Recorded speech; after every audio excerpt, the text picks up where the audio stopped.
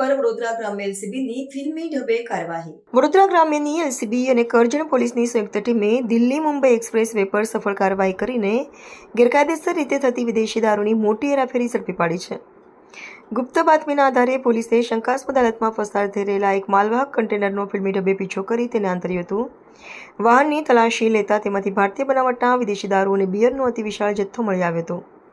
આ તપાસ દરમિયાન વાહનમાંથી વિદેશી દારૂ તથા બિયરની કુલ 397 પેટીઓ મળી આવી હતી, જેમાં કુલ 6,782 બોટલો હોવાનું ખુલ્યું છે. જપ્ત કરાયેલા દારૂના જથ્થાની કિંમત ₹51.91 લાખ અંકાય છે. આ ઉપરાંત હેરાફેરી માટે ઉપયોગમાં લેવાયેલા ₹10 લાખની કિંમતનું ટાટા કંપનીનું કન્ટેનર પણ પોલીસે તાબે લીધું છે. આમ પોલીસે કુલ ₹61.91 લાખની મત્તાનો મુદ્દામાલ જપ્ત કરીને દારૂના ગેરકાયદેસર વેપાર સાથે સંકળાયેલા તત્વોમાં ભારે ફફડાટ મચાવી દીધો છે.